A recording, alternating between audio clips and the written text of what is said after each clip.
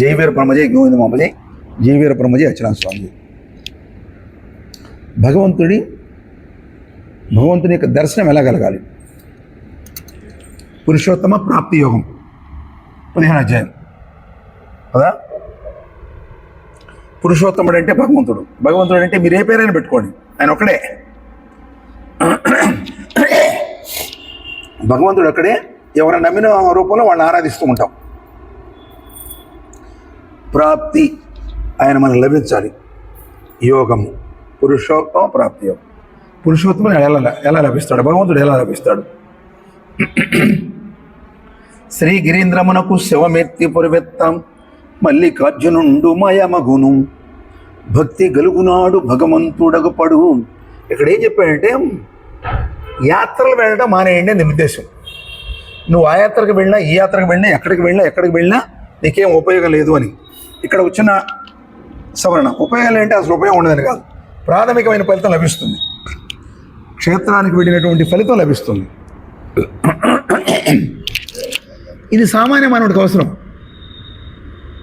భక్తిలో ఉచ్చస్థితికి వెళ్ళిన వాడు, మోక్షాభిలాష అయినటువంటి వాడు, మోక్ష సామ్రాజ్యాన్ని అలంకరించాలనుకున్నవాడు, సాధనలో ఉచ్చస్థితికి పోవాలనుకునేవాడు, వీళ్ళకి ఇవన్నీ అవసరం లేదు. ఈ స్థాయి దాటి వచ్చేసారు వీళ్ళు. ఇక్కడ కళ్ళు మూసుకుంటే మల్లికార్జునుడు కనపడతాడు, ఇక్కడ కళ్ళు మూసుకుంటే బ్రహ్మంగారు కనపడతాడు, ఇక్కడ కళ్ళు మూసుకుంటే కనకదుడు కనపడుతుంది, ఇక్కడ కళ్ళు మూసుకుంటే కాశీ విశ్వేశ్వరుడు కనపడతాడు. కాబట్టి ఏ క్షేత్రం దేవుడైనా కళ్ళు మూసుకుంటే కనిపించాలి. ఇది సాధన ద్వారా లభిస్తుంది. కళ్ళు మూసుకుంటే భగవంతుడు కనిపించాడు. ఇప్పుడు దీని తర్వాత ఏం సాధన చేయాలి? కనిపించినటువంటి భగవంతుడిని నిలబెట్టుకోవాలి.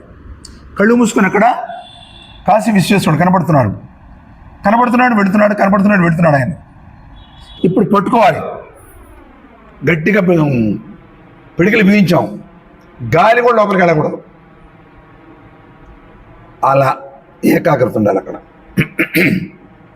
సంకల్పంలో ఏమాత్రం వివక్షత లేకుండా, అంటే విఫలం కాకుండా, అంటే డీవియేషన్ లేకుండా, అంటే సంకల్పం సన్నగిలకుండా ఏక సంకల్పంతో మల్లికార్జునుడు అనగా నేను కనపడుతున్నాడు.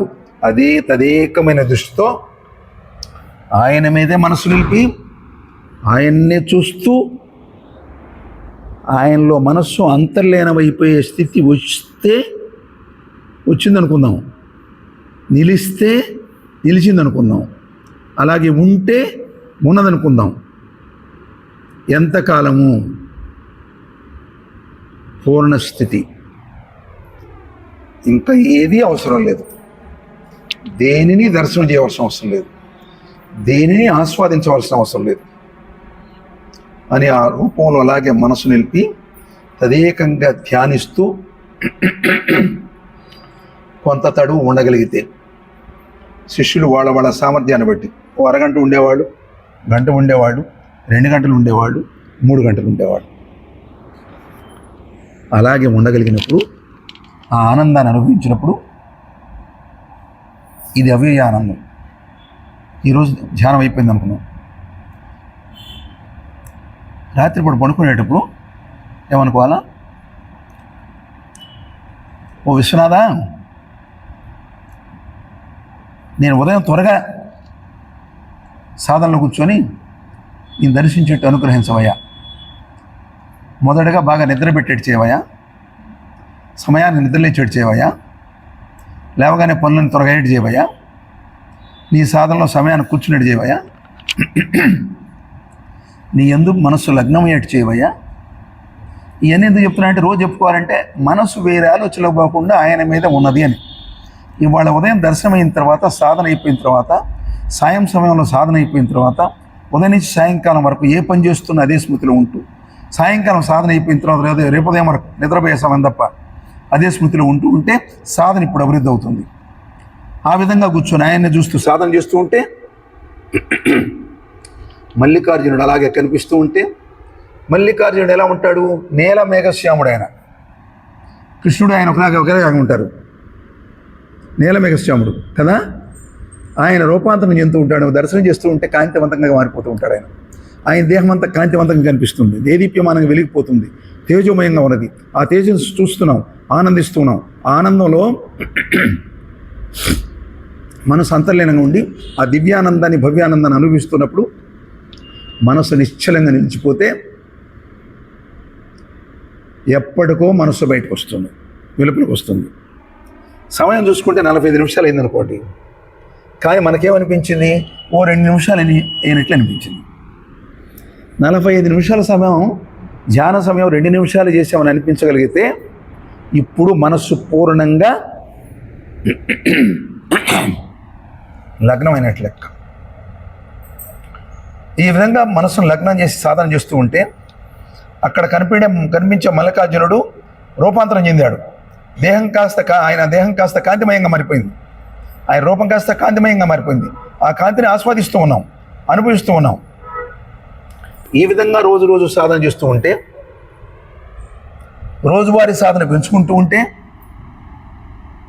ఈ సాధనలో మనస్సు ఆనందాన్ని, దివ్యాన్ని అనుభవిస్తూ ఉంటే ఇప్పుడు మనలో మార్పులు కనిపించాలి. ఏం కనిపించాలి? దైనందిన జీవితంలో ఏదో ఒక దాని మీద వైరాగ్యం కలగాలి.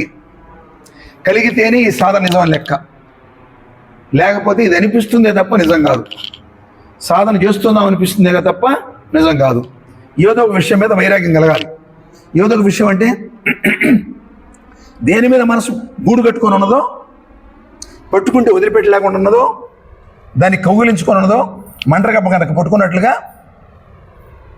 ముందు ఆ విషయం మీద కొంత సన్నగిలిగితే, ఒకసారి పోదు మొత్తం కొంత ఆసక్తి సన్నగిల్లగలిగితే ఇదిగో ఈ సాధన బాగా జరుగుతున్నట్టు లెక్క.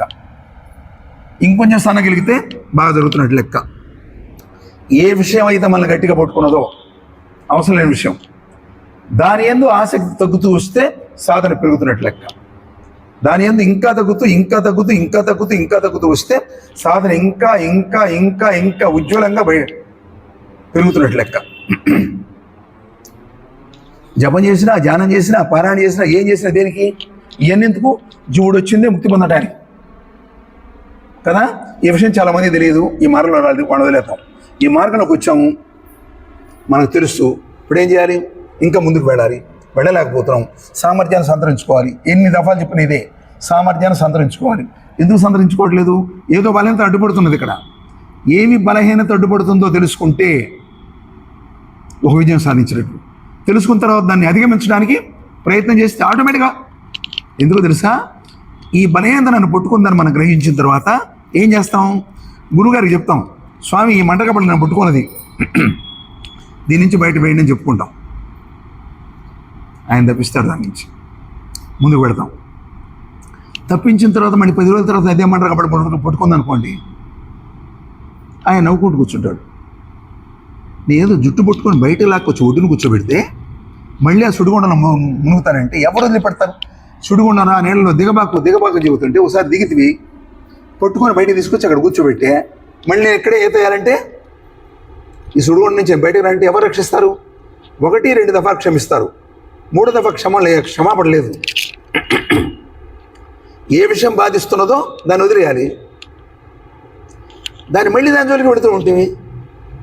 ఆవకాయ తినబాకు అంటే 10 రోజులు వదిలేసి 11 రోజు ఈ ఒక్కరోజు తిని వదిలేద్దాం అని అనుకున్నామంటే ఏంటి? వేదాంత శాస్త్రం ఎంత ఎగతాళి చేస్తుందో తెలుసా?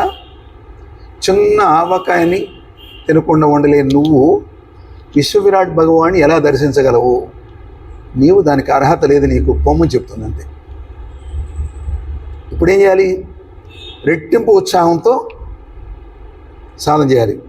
ఆవకాయ కాదు కదా, నాలుక దేన్నైతే కోరుకుంటుందో, అంటే సాధనకు అవాంతరంగా దేన్నైతే కోరుకుంటుందో, లేదా దేన్నైతే వదిలిపెట్టలేనుంటుందో, ఇది సాధన కాదు, వదిలిపెట్టలేనుంటుంది అంటుందో దాన్ని వదిలేయటమే సాధన. సాధన అంటే కేవలం జపం ధ్యానం చేయడం కాదు సాధన. ఏ విషయం మన నుంచి బయటకు పోలేదో దాన్ని బయటకు పంపించడమే సాధన. నేను చాలా దఫాలు చెప్పాను, మనం చేసే ప్రతి పని సాధనే. నడక సాధనే, దృశ్యం సాధనే, నిద్ర సాధనే, జపం సాధనే, ధ్యానం సాధనే, చేసే పని సాధనే, భోజనం సాధనే, వండటం సాధనే, ఇవన్నీ సాధనే. అంటే ఏంటి? ఏ పని చేస్తున్నా ఒక స్మృతిలో భగవంతుని యొక్క స్మృతి ఉండాలి కదా. ఇప్పుడు ఏదైతే మనకు అవాంతరంగా ఉన్నదో దాన్ని వదిలిపెట్టాలి. వదిలిపెట్టే కాడ సామర్థ్యం చాలటలేదు, సామర్థ్యాన్ని పెంచుకోవాలి. అవునా? నీ భౌతికమైన వృత్తుల్లో ప్రవృత్తుల్లో సామర్థ్యం చాలకపోతే సామర్థ్యాన్ని పెంచుకుంటావు. ఎలా పెంచుకుంటావు? 10 రూపాయలు కావాలి, అప్పు తెచ్చుకుంటావు. అవునా? ఇంకో రంగం చేస్తావు. ఇక్కడ సామర్థ్యాన్ని ఎందుకు పెంచుకోలేకపోతున్నావు? దీని మీద సరైన ఆసక్తి లేక పెంచుకోవట్లేదు. సరైన ఆసక్తి ఉన్నదనుకోండి, ఖచ్చితంగా పెంచుకుంటాం. అందువల్ల ఏంటి? నేను సాధించాలి, తరించాలి. సాధించడం లక్ష్యం ఏంటి? తరించడంలో లక్ష్యం ఏంటి? విషయ నిగ్రహం, అవసరమైన విషయాలు నిగ్రహించడం. దాని తర్వాత అంశం ఏంటి? వదిలేయటం. ముందు అవసరమైన విషయాలు నిగ్రహించడం, దాని తర్వాత వదిలేయటం. ముందు నిగ్రహించగలిగితే, ఆ తర్వాత వదిలేయగలిగితే ఇదిగో సాధన ఉజ్వలంగా ముందుకు పెడుతుంది. అప్పుడు విజయం సాధిస్తాం. శ్రీ గురుభ్యో నమః. ఓం ప్రశాంత్. జై వీర బ్రహ్మజీ గోవింద మమ్మజీ. జై వీర బ్రహ్మజీ అచరా స్వామి.